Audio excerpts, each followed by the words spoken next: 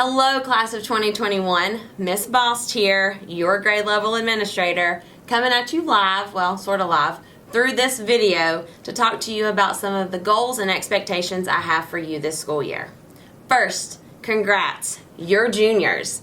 This is a huge accomplishment, so take a minute and be proud of yourself for making it this far. However, being a junior means we are no longer freshmen or sophomores, and that means that my expectations for your attendance and behavior is higher than ever. This year, we have to start looking at life beyond the walls of MHS. Start thinking about what you want to do after graduation, where you want to go, and who you want to be. This is not something that can be answered quickly and without thought.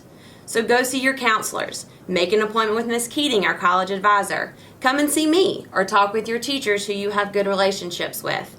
We are here for you and only want you to achieve great things. Junior year is vital to your academic career. Your attendance and academic progress are more important now than they ever have been before. Remember our attendance and tardy policies.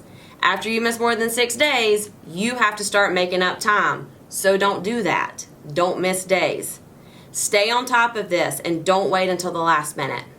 Remember the new tardy policy and that excessive tardies can land you on the loss of privilege list. So make sure that you are getting here on time. Now that some of you can drive and have your license, you may tend to think that you have more time in the mornings before you get to school. School starts at 7:30. That means if you are not in your seat at 7:30, you are late. If you're not early, you're late. Don't be late. Make sure you are completing all of your assignments in class and that you're engaged in the lessons that your teachers have made for you.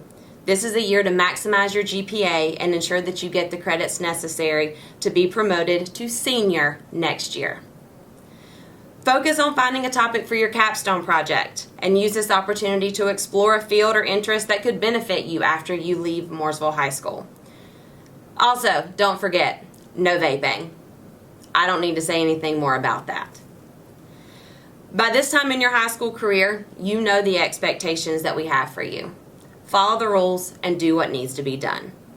I have two numbers for you, 350 and 70. What do these numbers mean? 350 are the number of days that you have before you graduate.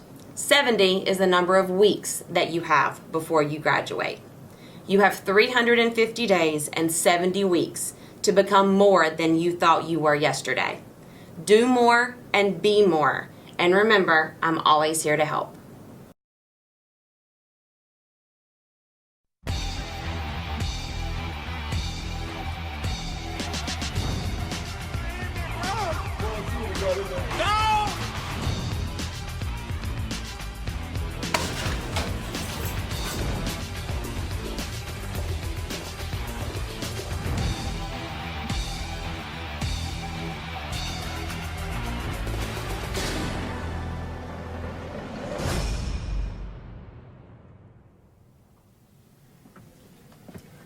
Bernard, are you making those ticky-talks again? No. Yeah. What are you doing with your grade book? Step off my case, Mom. Why do you have a 500,000? I'm just that smart, okay? Stop right there. You can't be changing your grade like that. What? Good thing it's only a what-if grade. If it wasn't, you would have been done for sure. Okay. Stay in school. Okay. Yeah. Stop right there. Okay. I'm done. Just so you guys know, when you guys edit a grade in Canvas, it does not change the overall grade that you have in that class. It will not change it in your teacher's grade book, and you can actually revert it back to the original grade.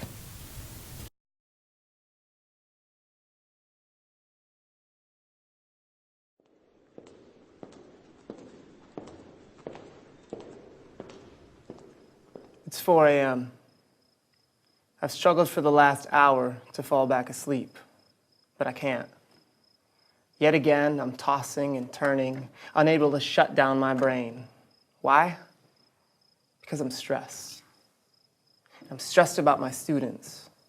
I'm so stressed that the only thing I can think to do is to take my thoughts and write them down tonight and vow to myself that tomorrow I'm going to tell students the truth, the real truth I've been needing to say. This is what students really need to hear.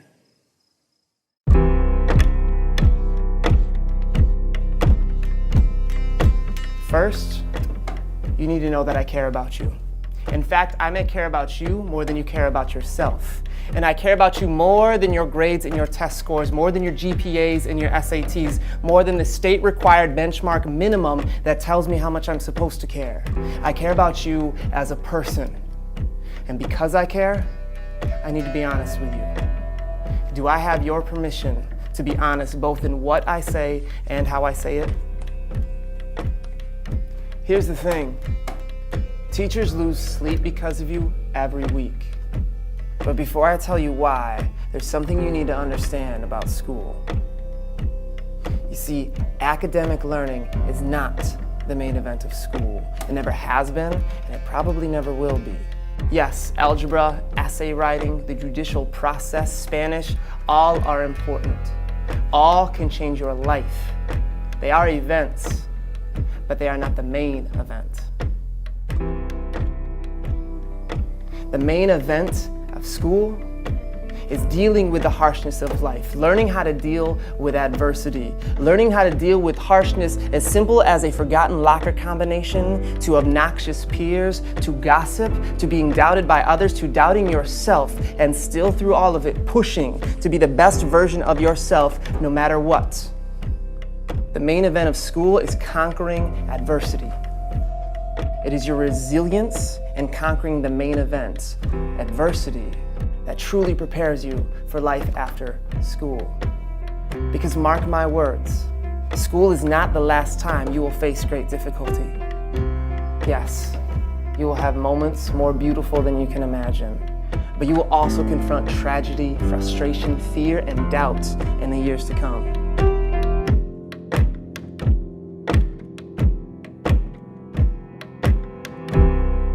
You shouldn't be worried about the fact that you will face great adversities.